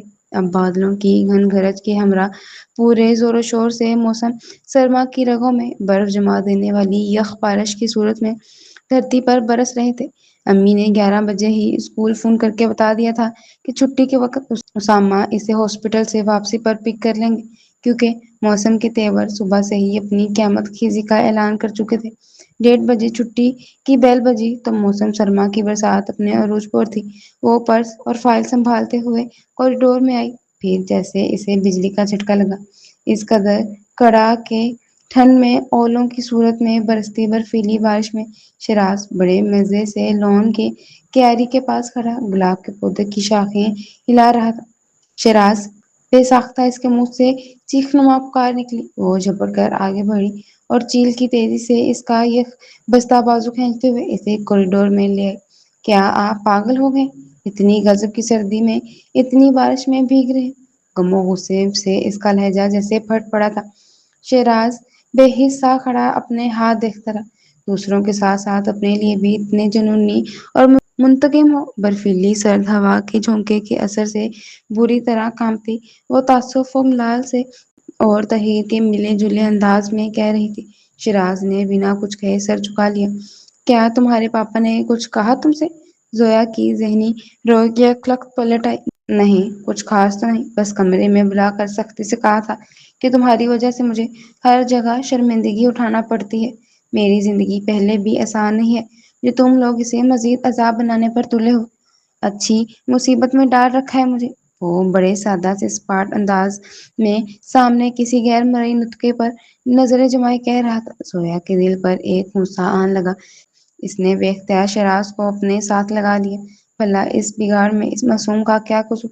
اس کو ابتدا ہی سے اپنے غبار نکالنے کا ذریعہ بنایا جاتا رہا ہے۔ اسی لمحے شہراز کی گاڑی کا ہارن بجا۔ وہ بیگ اٹھا کر اجازت طلب نظروں سے اسے دیکھنے لگا۔ اس نے ہاتھ ہلا کر گویا جانے کا سگنل دیا۔ 10-15 منٹ بعد اسامہ کی سفید سوزوکی گیٹ کے قریب نمودار ہوئی۔ اس نے کچھ ساتھ توقف کے بعد پرس سر سے بلند کر کے جیسے ڈھال کے طور پر سر پر رکھا اور کوریڈور سے نکل کر لان عبور کرتی ہوئی بلاک کی تیزی کے ساتھ گیٹ سے کچھ فاصلے پر رکی۔ گاڑی میں یکلخت سوار ہو گئی۔ السلام علیکم! اس کے ہمراہ بیٹھ کر حواس بحال کرتے ہوئے اس نے بامشکل تمام لیگ کا ذریعہ سر انجام دیا۔ سردی کے علاوہ ان کی اتنی قربت نے بھی ان کے پورے وجود پر لرزش طاری کر دی تھی۔ وہ ہولے ہولے کانپ رہی تھی۔ وہ کافی سے زیادہ بھیگ چکی تھی۔ اسامہ نے جواب میں سر ہلاتے ہوئے گاڑی کا ہیٹر آن کر دیا۔ چھتری ہمراہ لے لینی تھی، اس طرح بھیگ کر ٹھنڈ بھی لگ سکتی ہے۔ ان کی گمبھیر دھیمی آواز نے سکوت توڑا۔ جی، اسے سمجھ نہیں آیا۔ جواب میں کہے کیا؟ عجیب بدحواس اور بدتمیز طریقے سے دل دھڑکنے لگا تھا۔ اتنی شدید خنکی میں بھی اس کا چہرہ جیسے حجاب کی گرمی سے دہکتا محسوس ہو رہا تھا۔ وہ اس کی اتنی قربت کے باعث ان کا تنفس الجھنے لگا تھا۔ وہ عجب طرح سے سمٹی سمٹائی گھبرائی ہوئے اپنے آپ سے نظریں چرائے بیٹھی یکلخت انگلیاں آپس میں مسل رہی تھی۔ شدید دھند اور بچھاڑ کے باعث راستہ دیکھنے میں شدید دشواری کا سامنا کرنا پڑ رہا تھا۔ گاڑی کی رفتار نہ ہونے کے باعث بیلا بتا رہی تھی، آپ میرے ساتھ کوئی پرابلم ڈسکس کرنا چاہ رہی ہیں؟ خاصی دیر بعد بالآخر گویا ہوا، ستیہ ناش جائے تیرا بیلا کی بچی، سمجھ لوں گی تم سے۔ وہ دل ہی دل میں مصطفیٰ کو کھری کھری سنانے کا عزم باندھ رہی تھی۔ کہاں پھنسا دیا بھلا ان کے روبرو؟ لمحے ٹھہر کر بات کرنے کی تاب کہاں ہے مجھے؟ جی وہ اس کے حلق میں جیسے گولا پھنس گیا۔ مگر اب بات تو بہرحال کرنی ہی۔ میری کلاس کا ایک بچہ ہے، وہ اس کے رویے کی وجہ سے کلاس میں کافی ڈسٹربنس رہتی ہے۔ پھر وہ شہراز کے متعلق بتاتے چلی گئی۔ اس دوران اس نے اپنی انتہا درجے پر پہنچنے والی جھجک اور گھبراہٹ پر بھی کافی حد تک قابو پا لیا تھا۔ بچے کے والد صاحب اپنی شادی سے خوش نہیں ہیں۔ وہ کس زمانے میں اپنی ایک غریب اور عام سی شکل و صورت والی کلاس فیلو پر مر مٹے، مگر ان کے صاحب حیثیت والدین کو یہ بات سخت شاق گزری۔ انہوں نے عجلت میں ان کی شادی اپنے جیسے صاحب حیثیت خاندان کی اکلوتی حسین و جمیل لڑکی سے کر دی، مگر ان صاحب کا دل ان پر نہیں آ سکا۔ وہ آج بھی زبردستی اور ناپسندیدگی کی شادی کی اہمیت تسلیم کرنے سے انکاری ہے۔ بیگم سے کسی قسم کی ذہنی ہم آہنگی بے تکلفی استوار نہیں کی، اور یہی بے نیازی بچوں کے وجود میں بھی برت رہے ہیں۔ یہ سارے حالات بچے میں کنڈکٹ ڈس آرڈر کی موجودگی ظاہر کرتے ہیں۔ کافی غور و خوض کرنے کے بعد انہوں نے لب کشائی کی۔ آپ نے ان کے والدین کو بالکل صحیح وقت پر خبردار کر کے بہت اچھا کیا۔ اگر اس عمر میں بچے کا مسئلہ حل نہ کیا گیا تو کچھ عرصے بعد وہ اینٹی سوشل پرسنالٹی بن جائے گا، جوانی کی سرحدوں پر پہنچ گئے۔ دراصل بچے اپنی اتنی انتہا درجے کی بدتمیزی، جارحیت، منفی مزاجی اور باغی رویے کی وجہ سے والدین کی طرف سے رد کیے جانے اور ٹھکرائے جانے کا احساس ہے۔ بچہ جب اپنے آپ کو فیملی کی طرف سے ریجیکٹڈ محسوس کرتا ہے، اور جب یہ احساس وقت گزرنے کے ساتھ ساتھ تر ہوتا چلا جاتا ہے تو بچے اس میں ڈس آرڈر کی علامات نمایاں ہونا شروع ہو جاتی ہیں۔ والدین کی ناکام ازدواجی زندگی کے بد اثرات بچے کی شخصیت مکس کر ڈالتے ہیں، اور ایسے بچوں کو پیار بھری فضا اور محبت کا عملی پرجوش اظہار درکار ہوتا ہے۔ وہ ایسے ماحول کے طالب ہوتے ہیں جہاں وہ گرمجوشی سے قبول کیے جائیں، جہاں ان کی ذات کو مثبت طریقے سے پوری طرح محسوس کر کے ان کی اہمیت کو تسلیم کیا جائے۔ اس بچے کے لیے کیا کیا جا سکتا ہے؟ مجھے تو اس بچے سے بہت ہمدردی محسوس ہو رہی ہے۔ اس کو اس حال تک پہنچانے کی ذمہ دار اس کے اپنے پیرنٹس ہیں۔ زویا کا دل آج اچانک ہی موم ہو گیا تھا شہراز کے لیے۔ دراصل بات یہ ہے کہ جب تک ریزن موجود رہتا ہے تب تک مسئلہ حل کرنے کی کوشش بے سود ثابت ہوتی ہے، کیونکہ جب تک بچے کے گھر کا ماحول ٹھیک نہیں ہوگا، اس کے والدین کے درمیان پائی جانے والی ٹینشن ختم نہیں ہوگی، ریزن ختم نہیں ہوگا، اور جہاں تک ریزن ختم ہونے کا تعلق ہے وہ والدین کے مکمل اور غیر مشروط تعاون کے بغیر ناممکن ہے۔ کیونکہ بچے کو کسی دوسرے ماحول میں رہنے سے عارضی طور پر افاقہ تو ضرور ہوتا ہے، مگر چونکہ مستقل طور پر بچے کو پھر اسی ماحول میں رہنا ہوتا ہے، اس لیے وہ دوبارہ وہی علامات اس کے اندر پیدا ہو جاتی ہیں۔ لہٰذا اس کا بہترین علاج یہ ہوتا ہے کہ والدین اس کی تھراپی وغیرہ کے لیے اپلائی کی جائے۔ جب تک ان کے آپس کی تلخی، بدگمانی اور دوری ختم نہیں ہوگی، بچے کا مسئلہ جوں کا جوں ہی رہے گا، بلکہ وقت گزرنے کے ساتھ ساتھ سنگین تر ہوتا چلا جائے گا۔ فیملی کنڈیشنز بچے کی شخصیت کے احساس بنانے کا باعث ہوتی ہیں۔ جب احساس ہی کمزور اور کچی ہوگی تو عمارت کیسی کھڑی رہے گی؟ لہٰذا اس سلسلے میں بچے کے والدین کو فوری طور پر اقدامات کی ضرورت ہے۔ اگر ممکن ہو سکتا تو بچے کے والدین کو میرے پاس بھیجیے گا۔ علاج کی ضرورت بچے سے زیادہ اس کے والدین کو ہے، کیونکہ یہی بچے کے مسئلے کا حل ہے۔ انہوں نے بڑی تفصیل سے مسئلے کے ایک ایک پہلو پر روشنی ڈالی۔ زویا بہت مطمئن سی ہو گئی تھی، مگر اپنے منموعہ جذبات کا اظہار کرنے میں حجاب مانا تھا۔ جانے کیا بات تھی؟ حالانکہ وہ اچھی خاصی باتونی واقع ہوئی تھی، مگر بات اسامہ کے سامنے اس کی بولتی ایک دم بند ہو جایا کرتی تھی۔ ہمت ہی نہیں پڑتی تھی بھئی اتنے سنجیدہ سوبر مائنڈ بندے سے کیا خبر کون سی احمقانہ اور بہچکانہ بات یا انداز برا لگ جائے، سو وہ محتاط ہی رہا کرتی تھی۔ مسئلہ بیان کر کے خاطر خواہ تسلی بخش جواب حاصل کر لیا تھا۔ اب کرنے کی کوئی بات نہ تھی، سو اپنی گھبراہٹ چھپانے کو کھڑکی سے باہر کی سمت متوجہ ہو گئی۔ حالانکہ شیشے سے پار خاک بھی نظر نہیں آ رہا تھا، غضب کی بچھاڑ اور دھند نے ہر شے کو اپنی لپیٹ میں لے رکھا تھا۔ گاڑی جوں کی جوں رینگ رہی تھی، تڑاک تڑاک۔ اسی وقت زوردار انداز میں بادل کڑاکے سے گرجے اور زبردست انداز میں بجلی کڑکی۔ وہ بے اختیار چینخ مار کر ان کے قریب ہو گئی، اور انہوں نے بڑی بے ساختگی سے اپنے بازو اس کے گرد ڈال کر اسے خود کے قریب کر لیا۔ انہوں نے گاڑی سڑک سے کچھ پرے کچے اتار کر بند کر دی تھی، اس کے علاوہ کوئی چارہ بھی نہیں تھا۔ اولے اور بارش کی غضبناک موٹی موٹی بوندیں اس طرح سفید چادر کی طرح ونڈ اسکرین سے ٹکرا رہی تھیں کہ لگتا تھا کسی آن سفید سخت گلوں کی طوفانی یلغار فلاح گاڑی کے پرخچے اڑا دے گی۔ کیا ہوا، ڈر گئیں آپ؟ ان کی غمگین سرگوشی اس کے کان کے پاس گونجی۔ اس نے دہشت سے بھینچی آنکھوں ہمت کر کے کھول کے دیکھا، وہ چہرے پر جھکے ہوئے تھے۔ ان کی نگاہ اور چہرے پر ایک انوکھی نشیلی سی خمار آلود تحریر کی جھلک تھی۔ وہ ان کے اس قدر قریب ان کے لگی بیٹھی تھی کہ اس بات کو محض سوچ کر ہی وہ ہماری شرمندگی میں جا گری تھی۔ ہمت کر کے اس نے اپنے خوف پر قابو پاتے ہوئے سنبھل کر ان سے الگ ہونا چاہا۔ اسی لمحے غضبناک انداز میں پہلے سے زیادہ شدت سے بادل کڑکڑائے اور ایک بار پھر سب فاصلے مٹا کر ان نے مضبوط بھرپور پرحرارت وجود میں پناہ لینے پر مجبور ہو گئی تھی۔ آج قدرت نے آپ کے فرار کی ہے راہ مسدود کر دی ہے۔ اسے خود میں جذب کرتے ہوئے انہوں نے شوق سی سرگوشی کی۔ وہ کٹ کر رہ گئے اور انہوں نے اپنے جائز شرعی حقوق کو استعمال کرتے ہوئے بے ساختہ کچھ شرارتیں کر ڈالی۔ وہ مارے حیا کے جیسے زندہ دفن ہونے کی دعا کرنے لگی۔ حجاب کی بوچھار سے اس کا پورا وجود پوری طرح شل ہو گیا تھا۔ گاڑی چلائیے پلیز۔ بادلوں کی طوفانی گڑگڑاہٹ چند سانس کو تھمی تو وہ روحان سی ہو کر ملتجی ہوئی۔ پلکیں بری طرح اوپر نیچے اٹھ اور کر رہی تھیں، مگر کیسے؟ وہ اس سمے نہ جانے کیوں اتنے شریر ہو رہے۔ انہوں نے ایک بھرپور معنی خیز نگاہ اس پر ڈال کر عذر پیش کیا۔ وہ پانی پانی ہو گئی۔ ان کی نگاہوں کے وارفتہ سے شرارے اس کی روح تک کو جھلسائے گئے۔ ایسا پاگل کر دینے والا موسم، اس کی لطافت و نزاکت سے سجے حسین سراپے والی کرپت بھی شرعی استحقاق استعمال کرنے کے پورے مجاز انہوں نے بے اختیار اسے اپنی جانب کھینچ لیا۔ ارے ارے ارے بھائی کیا ہو گیا؟ گھر آتے ہی اپنے کمرے میں بیڈ پر گرتے ہوئے تکیے میں منہ دیے وہ ہچکیوں سے روتی چلی گئی، جس نے بیلا کو ایک ثانیے کو مدہوش کر دیا۔ آئندہ میں ان کے سامنے بالکل نہیں جاؤں گی۔ وہ لال سرخ منہ پونچھتی سخت خوفی سے عزم باندھ رہی تھی۔ ایک لمحے کو بیلا نے بغور اس کا دہکتا دمکتا سہانا روپ دیکھا اور پھر بے ساختہ ہنستی چلی گئی۔ کیا بدتمیزی ہے یہ! ان محترم کی بدتمیزیاں کیا کم تھی تمہارے دل چلانے کو؟ اب بیلا کی ذومعنی ہنسی مزید خفت میں مبتلا کر گئی تھی۔ کیا اسامہ بھائی نے بہت تنگ کیا تھا؟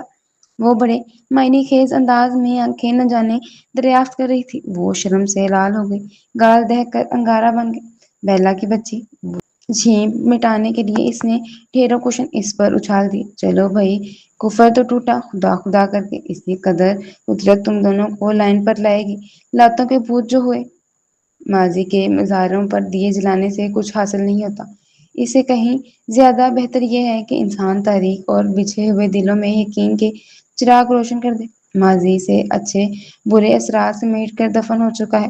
ان لوگوں کو معاف کر دیجیے جنہوں نے نادانستی یا دانستگی میں آپ کے ہاتھوں سے جگنو لے کر مٹھی میں مسل کر پھینک دی۔ آپ یہ روایت تو نہ نبھائیے دوسروں کی مٹھی سے جگنو چھیننے کی۔ اپنے خالی ہاتھ رہ جانے کا غصہ اپنی نئی نسل سے لینے کا کیا جواز بنتا ہے؟ بہتر عمل یہ ہے کہ انسان خود محروم ہوتے ہوئے بھی دوسروں کو مالا مال کر دے۔ اپنی خوشیوں کے جگنو گردش زمانے کے ہاتھوں کھو چکے ہیں تو کیا ہوا؟ دوسروں کو تو جگنو کے دیس تک رہنمائی کر سکتے ہیں۔ فاروق عالم بہت غور سے اسامہ کا بھرپور اثر انگیز رساں لہجہ سماعت میں اتار رہے تھے۔ بعض اوقات لمحات واقعات کو سامنے رکھ کر اپنے تجربوں کو اور اپنے آپ کو معاف کر دینے کا عمل آئندہ آنے والے بہت سے غموں سے نجات کا باعث بن جاتا ہے۔ آپ بھی اپنے ساتھ ہونے والی زیادتی فراموش کر دیجیے اور اس عظیم زیادتی کے بارے میں سوچیے جو آپ کی وجہ سے آپ کی بیوی اور بچے کے ساتھ ہو رہی ہے، اور اس کے کس قدر بھیانک اثرات مرتب ہو رہے ہیں۔ آپ کی اتنی خوبصورت، حسین اور جمیل بیوی عنقریب سائیکو کیس بننے کو ہے۔ آپ کو پھولوں جیسا شاداب و دلکش، صحت مند، تر و تازہ بچہ مستقبل کا نامی گرامی گنڈا بننے کی تربیت پا رہا ہے۔ آپ کا جنت نظیر گھر والوں کی عدم توجہی کے باعث ایک قبرستان کی سی حیثیت اختیار کرتا جا رہا ہے۔ ایسا قبرستان جہاں معصوم و فطرتی آرزوؤں کا خون کیا جاتا ہے۔ ذرا سوچیے ان سب باتوں کو فاروق صاحب۔ اسامہ نے ان پر بہت اچھے طریقے سے جذباتی اٹیک کیا تھا، جس کے بہت سے مثبت اثرات مرتب ہوئے تھے۔ فاروق عالم کے چہرے پر جیسے سوچوں کا لرزہ آیا ہوا تھا۔ آپ کی بیوی اینٹی ڈپریسنٹ اور ایتھرولیٹس دوائیاں استعمال کر کے اپنا وجود کھوکھلا کر رہی ہے۔ اس کو حسین جذباتی تقاضوں سے محروم رکھ کر آپ کیوں جبر و قہر کی عظیم مثال کم کر رہے ہیں؟ آئیڈیل نہیں تو کیا ہوا؟ آئیڈیل بن تو سکتی ہے نا۔ ایک بار محبت سے ان کی سمت پلٹ کر تو دیکھیے، اس سے کچھ کہہ کر فرمائش کر کے تو دیکھیں۔ وہ تو آپ کی طرف سے پیش قدمی کی منتظر ہے۔ یہ ایک بار گرم جوشی سے اپنے وجود کا احساس تو دلائیے، پھر دیکھیے گا کس قدر آپ کے مطلوبہ سانچے میں ڈھلتی جائے گی۔ جب ایک دوسرے سے شیئر کرنے کی روایت ہی نہیں ڈالیں گے، مل بیٹھ کر تبادلہ خیال نہیں کریں گے، تو ایسے میں مسائل خود بخود کیسے حل ہوں گے؟ بتا دینا، آگاہ کر دینا بھی مسئلے کا آدھا حل ہوتا ہے۔ پھر میاں بیوی کا رشتہ تو بہت وسیع سطح پر شراکت کا متنازع ہوا کرتا ہے۔ سامع کال دل نشین انداز ان پر سوچ کے نئے در وا کر گیا تھا، مگر ڈاکٹر صاحب انہوں نے کبھی بھی یہ ظاہر نہیں کیا کہ انہیں میری طرف سے کسی جذباتی پیش قدمی کی طلب۔ وہ اپنے فیصلے میں زیادہ خوش رہتی ہیں، اپنا گھر ان کی دلچسپی کا باعث نہیں ہے۔ فروغ عالم کے ماتھے پر شکنوں کا جال گہرا ہوتے دیکھ کر اسامہ صاحب مسکرائے۔ یہی تو ساری بات ہے، کسی کو سمجھ نہیں پاتے تو خود ہی فرض کر لیتے ہیں، وہ بھی اس رد عمل کو معمول کے مطابق ہی لے گا۔ یہ غلط بات ہے۔ آپ نے انہیں کون سا حق دیا تھا جس کے تحت وہ بے طلفانہ آپ سے مطالبہ کرنے کی جسارت کرتی؟ دراصل یہی فاصلہ شعوری قسم کی خود ساختہ رکاوٹوں اور دوریاں مسائل کا پیش خیمہ ثابت ہوتی ہیں۔ بہرحال آپ ماشاءاللہ بہت سمجھدار ہیں، اور مجھے پورا یقین ہے کہ آپ اپنے آپ کو، اپنی بیگم کو اور اپنے بچوں کو بھرپور اور نارمل زندگی تک لانے میں دیر نہیں کریں گے۔ میں ٹھیک کہہ رہا ہوں نا؟ جواب میں فاروق عالم کے چہرے پر جگمگاتی خوبصورت سی مسکراہٹ بے ساختہ ان کی بات کی تائید کر رہی تھی۔ بیلا، تم ذرا اچھی طرح اس سے معلوم کرو، اس کے ساتھ مسئلہ کیا ہے؟ آخر کیوں مسلسل انکار کر رہی ہے؟ صفیہ کتنی بار کہہ چکی ہے رخصتی کے لیے، اب تو اس کو ٹالتے ہوئے بھی شرم سی محسوس ہوتی ہے۔ آخر کوئی تک تو ہو نہ اس انکار کی۔ ابھی نہیں، ابھی نہیں، یہ کیا بات ہوئی بھلا؟ امی کے لہجے میں تشویش اور ترشی سبھی کچھ شامل تھا۔ اس سے پوچھو، اس بلا جواز نہ کا کیا مقصد ہے؟ پہلے تو چلو ماسٹرز کرنے کا معقول عذر موجود تھا، اب تو خیر سے رزلٹ بھی آ چکا ہے، بھلا میں کیا بہانہ کروں صفیہ سے؟ پھر سچی بات ہے، آنے بہانوں سے کام کہاں چلتا ہے؟ اس کی رخصتی کا فرض خیر خیریت سے نپٹا دیا جائے تو پھر تمہارے لیے بھی سوچیں۔ مگر اس لڑکی کے دماغ میں عجب خناس سمایا ہوا، بھلا کیوں انکار کر رہی ہے رخصتی سے؟ امی جان خاصی برہم ہو رہی تھی، بلا شبہ ان کی خفگی بجا تھی۔ خود بیلا بھی محسوس کر رہی تھی کہ زویا رخصتی سے بلا جواز انکار نے گھر بھر میں ٹینشن پیدا کر رکھی۔ بھئی دیکھو، اب کہ مجھے حتمی جواب چاہیے، امی اتنی پریشان ہے، صفیہ پھوپھو ہزار پھیرے لگا چکی ہیں، ادھر اسامہ بھائی اپنی جگہ متعجب ہیں، جب بھی آتے ہیں تو ملنے سے گریز کرتی اور فون بھی اٹینڈ نہیں کرتی۔ اب تو انہوں نے بھی آنا چھوڑ دیا۔ خیر پہلے کون سا روز روز آتے تھے، مگر اب تو جیسے رشتہ بھی بھول چکے ہیں۔ ادھر سے بھی وہی خاموشی ہے اور ادھر سے بھی پراسرار سکوت چھایا ہوا ہے۔ بھید کھلے تو کیسے کھلے؟ بات کیا ہے؟ دیکھو اس طرح تو بہت پیچیدہ ہوتا چلا جائے گا معاملہ۔ میں تو اب تک تم دونوں کے گریز اور تکلف کو فطری جھجک سے مسمور کر رہی تھی، مگر اب تم دونوں کی طرف سے اتنا برفیلا اور سرد عمل صحیح معنوں میں میرے اعصاب پر نوبت بچانے لگا ہے۔ آخر کیا بات ہے تم دونوں کے بیچ؟ بیلا امی کو تشویشی کر کے اسے سیدھا اپنے کمرے میں داخل ہوئی، جیسے دھاوا بول دینے والے انداز میں برس پڑی۔ پلیز بیلا، مجھے خواہ تنگ نہ کرو، میں بچوں کے پیپرز بنا رہی ہوں، مجھے ذہنی یکسوئی درکار ہے۔ زویا کے بے تاثر سپاٹ انداز نے بیلا کو آگ بگولا کر ڈالا تھا۔ تیش کے عالم میں اس نے اس کے ہاتھ سے پیپر جھپٹ کر دور کر دی۔ ارے یہ کیا بدتمیزی ہے بھائی؟ وہ بھنا کر مڑی، اس کے تیور غضبناک تھے۔ ایسا ہے تو ایسا ہی صحیح، بیلا ڈر انداز میں بولی۔ کب تک پہلو تہی اور تغافل برتنے کا ڈرامہ جاری رکھنا چاہتی ہو؟ صاف صاف بتا کیوں نہیں دیتی؟ کیا چاہتی ہو؟ بھائی میرا ان کے ساتھ گزارا نہیں ہو سکا، وہ بہت خاموش طبع، سنجیدہ مزاج اور پڑھنے لکھنے سے رغبت رکھنے والے محتاط طبیعت کے بندے ہیں، جبکہ میری شخصیت میں بہت ہلچل ہنگامہ پروری، شرارت، جذباتیت اور لاپرواہی کے عناصر یکجا ہیں۔ ہم دونوں ایک دوسرے کے لیے موزوں نہیں۔ ان کے ساتھ ان کے طرح کا ہی کوئی پڑھاکو ٹائپ اور ٹھنڈے مزاج کی خاتون چل سکتی ہیں۔ کیا فائدہ زبردستی اور مارے بندے کے بندھن کا؟ بیلا کی جارحانہ کارروائی کا فائدہ یہ ہوا کہ اس نے یہ سیکھ پا ہو کر بغیر تمہید باندھے ساری حقیقت ہوشگزار کر ڈالی۔ وہ آنکھیں پھاڑے ہونک چہرہ لیے زویا کو دیکھتی رہ گئی۔ ہیں تو یہ احساس آج جناب کو ہوا ہے؟ وہ حیران کن لہجے میں گرائی۔ نہیں، پہلے سے ہی تھا، مگر اس کی سنگینی کا احساس اب ہوا ہے، اور شکر ہے بر وقت ہو گیا۔ میرے اندر مسز سنڈیلا فاروق عالم جتنا بڑا دل اور حوصلہ نہیں ہے، اس کی ساری زندگی گاروں پر بسر کرتی رہوں۔ اس کا انداز بہت ٹوک ٹوک تھا۔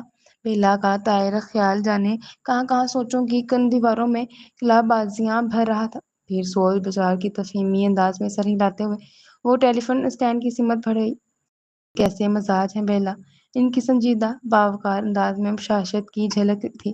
اسامہ بھائی، ان محترمہ کے سر میں تو اب بھی جاب کرنے کی دھن سمائی ہوئی ہے، مگر آپ نے ابھی تک نامعقول قسم کی تعویل پر کوئی جوابی رد عمل کا اظہار نہیں کیا، بلکہ الٹا خاموشی کی زبان میں تائید کر ڈالی۔ یہ کیا بات ہوئی؟ وہ بلا توقف ہی شروع ہو گئی تھی۔ ہر شخص اپنی مرضی، اپنی سوچ، اپنی ذات تک آزاد ہے۔ یوں بھی میں سمجھتا ہوں رفاقت میں جب تک ذہنی ہم آہنگی نہ پائی جائے، اس کی پائیداری مشکوک ہی ٹھہرتی ہے۔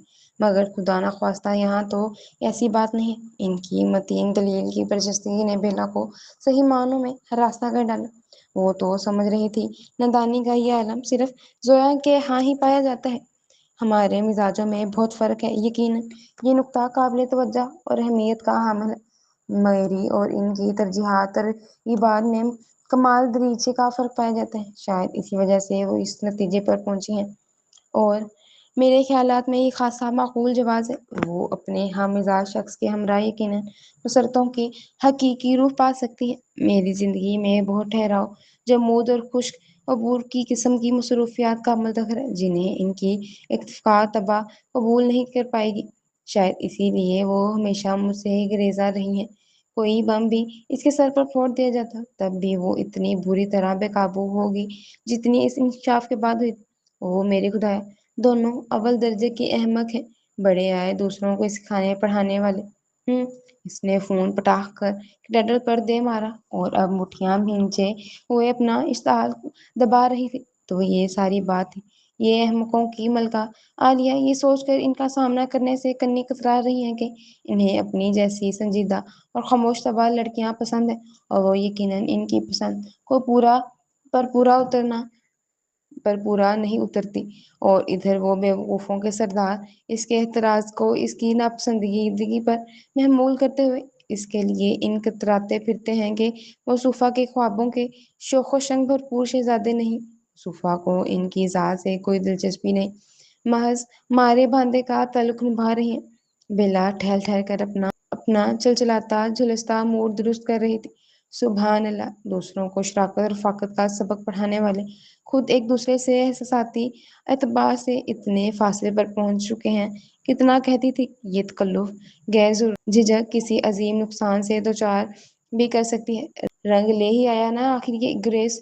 دوسروں کی شادی شدہ زندگی کے کمیونیکیشن کے گروپ کی تو فٹ سے نشاندہی کر ڈالی۔ دونوں نادانوں نے تو اپنے اور اس 1.5 سالہ تعلق پر چھائے جمود کی نہ طے کھنگالنے کی غلطی کرنے کا سوچا تک نہیں۔ وہ جی بھر کے دونوں کو سنا رہی تھی، دل ہی دل میں۔ غیروں سے کہا تم نے، غیروں سے سنا تم نے، کچھ ہم سے کہا ہوتا، کچھ ہم سے سنا ہوتا۔ بیلا جیسے گنگناہٹوں کا توڑ رہی تھی۔ ارے بس کرو، اب کیا گھول کر پینے کا ارادہ ہے ان مصروں کو؟ بالآخر زویا کی تاب سماعت جواب دے گئی۔ کچھ ہم سے کہا ہوتا، کچھ ہم سے سنا ہوتا۔ بیلا پر جیسے کوئی اثر ہی نہیں ہوا، بدستور لہک لہک کر گاتی رہی۔ دوسروں کی ناکام ازدواجی زندگی کی پیچیدگیاں تو تمام ترازوں سمیت تم دونوں عقل مندوں کی نگاہ بینا کو دکھائی دے گی۔ ارے احمقو! اپنے اس عمل کو، اس انتہا درجے کی قابلیت اور ذہنی رسائی کو تھوڑا بہت اپنے لیے بھی استعمال کر لیا ہوتا۔ اسے کہتے ہیں چراغ تلے اندھیرا۔ دوسروں کے مسئلے تو بڑی خوش اسلوبی اور تندہی سے حل کرنے کی لگن میں مرتے رہے، اور اپنے یہاں بدگمانیوں اور غلط فہمیوں کے ڈھیر لگنے چلے گئے۔ ان کو پلٹ کر کھنگالنے کی نوبت نہیں آنے دی۔ ارے کبھی اپنے دل کی بات بھی ایک دوسرے کو بتائی ہوتی، دونوں دل میں لیے پھرتے رہے اور اب چلے تھے اپنی جگہ قربانی کا عظیم ترین مظاہرہ کرنے، نام نہاد عظمت کے مینارے طے کرنے۔ وہ دانت پیس کر جیسے انگارہ چباتے ہوئے ہاتھ ہلا ہلا کر وعظ فرما رہی تھی، یا الہی کون سا بھوت سوار ہے تم پر لٹریچر فوبیا کے علاوہ۔ زویا انتہائی حیرانگی سے اسے اتاولی ہو کر وقتا چکتا دیکھ رہی تھی، مگر بیلا اس بات کی وضاحت کے لیے رکی نہیں، یوں ہی تن فن کرتی پیر پٹکتی سائڈ ٹیبل سے گاڑی کی چابی جھپٹ کر اس کا بازو پکڑتے ہوئے اسے بیرونی دروازے کی جانب دھکیلتی چلی گئی۔ ارے ارے کیا ہو گیا ہے تمہیں؟ باولی ہو گئی ہو کیا؟ وہ بھوچکا ہی تو رہ گئی تھی، کہاں لے جا رہی ہو مجھے؟ جہنم میں! خبردار جو آنا کانی کی۔ بیلا کے تیور خطرناک تھے، وہ اس وقت جیمز بونڈ 007 بنی ہوئی تھی۔ ایک کام سے جانا ہے مجھے۔ وہ ڈبٹ کر اسے فرنٹ سیٹ پر جیسے پٹک کر دروازہ دھاڑ سے بند کرتی ڈرائیونگ سیٹ پر برجمان ہو گئی تھی اور آندھی طوفان کی مانند گاڑی نکال کر روڈ پر لے آئی۔ ارے میرا حلیہ ملاحظہ کیا ہے کہیں جانے کے قابل؟ وہ کوفت اور اچنبے کے ساتھ ساتھ اس پر جھنجھلاہٹ بھی طاری ہو گئی تھی۔ ملگجے سے مسلے ہوئے سفید سیاہ پرنٹ کے شلوار قمیض کے الجھے بکھرے بالوں سمیت بڑا دلچسپ سا حلیہ بنا ہوا تھا اس کا، مگر بیلا کو جیسے بھیڑیں کاٹ رہی تھیں۔ اس کے واویلے پر کان دھرے بغیر گاڑی اڑاتی چلی گئی اور بالآخر صفیہ پھپھو کے گھر کے کھلے گیٹ سے اندر داخل کر دی۔ یہ کہاں لے آئی ہو مجھے؟ زویا کو جیسے بچھو نے ڈنگ مارا۔ دماغ تو درست ہے نا تمہارا؟ بھلا پھپھو کیا کہیں گی؟ نکاح کے بعد وہ شاد و نازر ہی پھوپھی کے ہاں آئی تھی اور اب موجودہ صورتحال میں تو ویسے بھی یہ قطعی نامناسب لگ رہا تھا۔ پھوپھا اور پھوپھو آج صبح کی گاڑی سے پشاور گئے ہیں کسی کام سے، گھر میں کاشف کے علاوہ اور کوئی نہیں۔ وہ اسے پکڑ دھکڑ بلکہ جکڑ کر بالآخر اندر لانے میں کامیاب ہو گئی تھی۔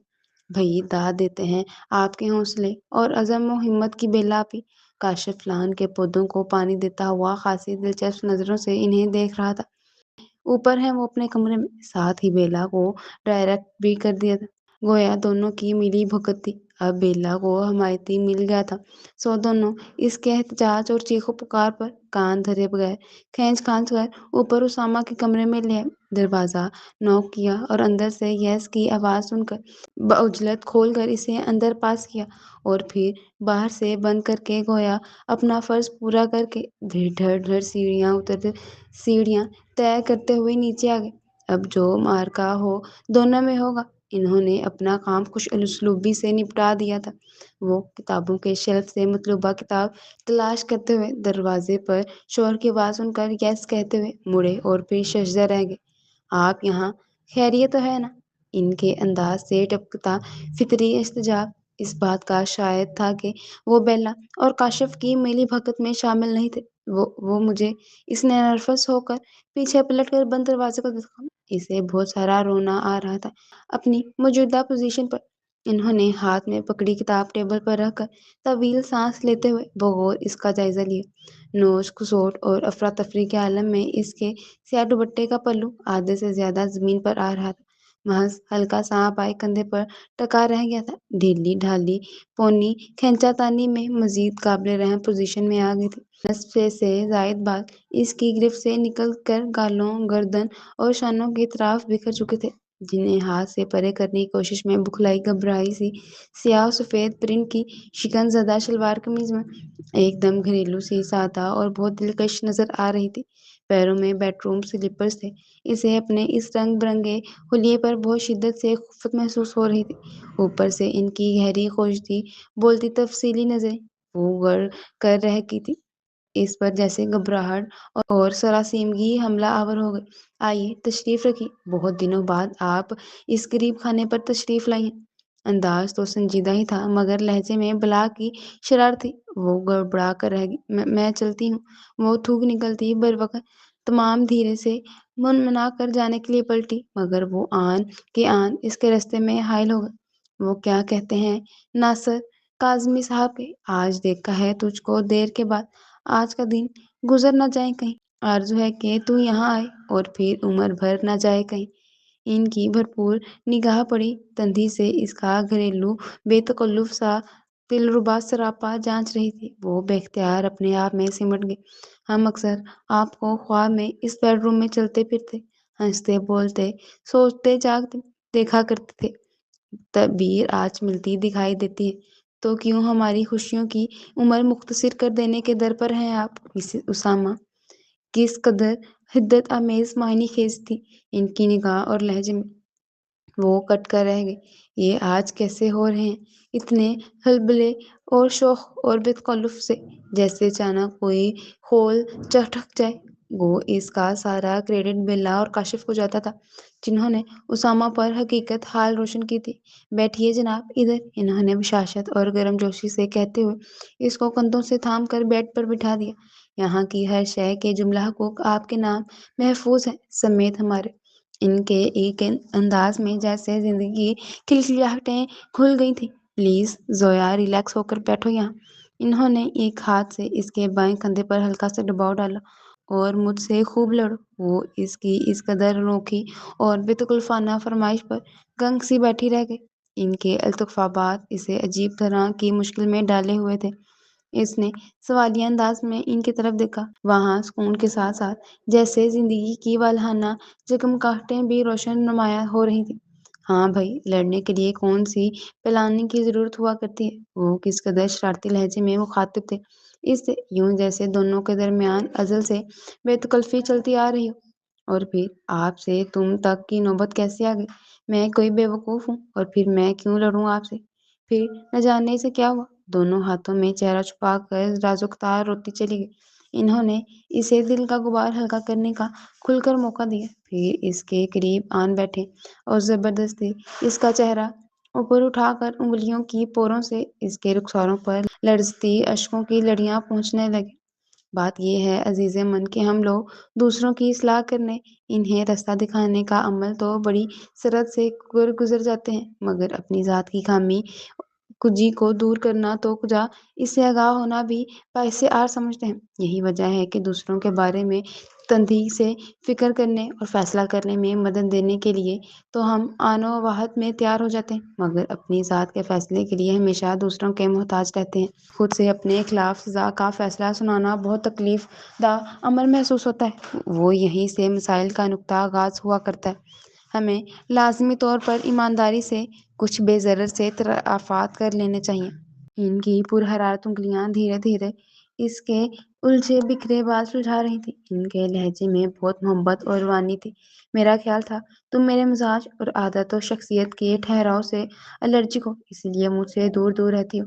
تمہیں اپنے مزاج کے مطابق ایک ہنس مکھ اور باتونی قسم کا جینون ساتھی چاہیے، اور مجھ جیسے خشک اور کتابی بندے سے تمہارا مزاج کیسے میل کھا سکتا ہے؟ اسی وجہ سے میں نے دل کی خواہش اور پکار کے برعکس تم سے گریزاں رہنے کی پالیسی اپنا لی تھی۔ مجھے کیا خبر تھی کہ فراق ثانی بھی انہی خدشات اور بدگمانیوں کا شکار ہے۔ زویا ہکا بکا ان کا چہرہ دیکھتی رہ گئی۔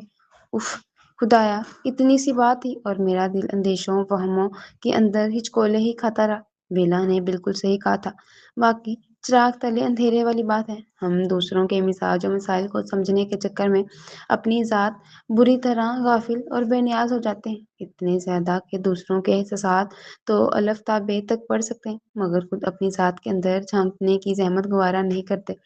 خود اپنے بارے میں فیصلہ کرتے ہوئے ہمیشہ دوسروں کے محتاج رہتے ہیں۔ دیکھ لو، انہی چکروں میں ہم دل کی بات ایک دوسرے سے کہنے کی مہلت حاصل کر سکے اور اس کمیونیکیشن گیپ نے دلوں کے شفاف آئینے دھندلا ڈالے۔ وہ تعصب اور ندامت سے کہہ رہے تھے، خیر انشاءاللہ اب ایسا نہیں ہوگا۔ میں سمجھتا ہوں میاں بیوی کو سر سے پاؤں تک، حتیٰ کہ ہر سوچ کا شراکت دار ہونا چاہیے۔ دکھ سکھ مل کر شیئر کرنے سے ان سے پیدا ہونے والے بداثرات شخصیت کو تباہ نہیں کرتے، دل کے دریچے کو تمام تر وہموں اور بدگمانیوں سے پاک، صاف ستھرا اور تر و تازہ ہونا چاہیے۔ دل سکھی ہوگا تو سارا بدن سکھ پا جائے گا۔ دل کی دل میں نہیں رکھنی چاہیے، ایک دوسرے سے کہہ سن کر دل کا بوجھ ہلکا کرنا چاہیے۔ اب تو رخصتی پر کوئی اعتراض نہیں ہوگا نا؟ بات کے اختتام پر وہ اس کی جانب झुके थे और वो जैसे शर्म से गुलनार होती चली गई। यकायक इसे एहसास हुआ वो किस कदर करीब बैठी हुई है इनके, और इस पर हिद्दत एहसास के पैदा होते ही इसकी जिस्म का सारा खून चेहरे पर झलक आया था। इसका दिल धक धक कर रहा था। इसने हाथ से हटाकर उठना चाहा, मगर इनकी गिरफ्त से निजात का कोई जरिया नहीं मिल पा रहा था। बैठो यहाँ, मुझे यकीन तो कर लेने दो कि ये ख्वाब नहीं हकीकत है। इनकी गंभीर सरगोशी बहुत करीब से समाहतों में शहद घोलने लगी। बहुत देर हो गई है, अम्मी परेशान हुई। वो बुरी तरह सटपटा गई। भाई, अब हम तुम्हें नहीं जाने देंगे। इनकी भरपूर निगाहें इसके सरापे का जायजा ले रही थी, जो जवान जो इनसे बहुत करीब था इस वक्त। आखिर तुम्हारा अपना घर है, बेडरूम भी तुम्हारा और शोहर भी तुम्हारा, फिर काहे को घबराती हो। इनकी सरगोशी में बहुत शौक सी छेड़ थी। वो जैसे हजाब की इंतहा को छूने लगी। दिल में छिपते हुए रचते हुए वहमों को जुबान पर लाकर इनकी करवाहट और दिल की स्याही को धो लेना चाहिए, वगरना दिल में बदगुमानियों का जोहर जमा होता चला जाता है और फिर इनसे ताउफुन उठने लगता है। बस आइंदा से तय है, अच्छा बुरा जो भी महसूस किया कह दे, ठीक है ना। इन्होंने इसकी थोड़ी तले हाथ रखकर ऊंचा करते हुए इसकी आंखों में देखा। वो बेख्तियार निगाह कतरा गई। गैरों से कहा तुमने, गैरों से सुना तुमने। कुछ हमसे कहा होता, कुछ हमसे सुना होता। बाहिर बिल्ला पुरजोश अंदाज में शेर के मिसरे तबाहियां ला रही थी। अब तो दिल में कोई गिरा नहीं है ना। इनकी पुरतेश निगाहें वो फोर शौक से इसके चेहरे पर गर कर रह गई थी। मिजाज मुख्तलिफ होने से दिल के फैसले नहीं बदला करते। कुछ मैं कोशिश करूंगा, मैं खुद में तब्दीली लाने की। कुछ तुमको मेहनत करना पड़ेगी, मगर समर मिलकर ही खाएंगे। वो इनकी दीवानावार निगाहों की गर्मी से पिघलती हुई रुख फेर कर शर्माए चली जा रही थी। हर धुन छुट कर हर शय पर निखार ले आई थी।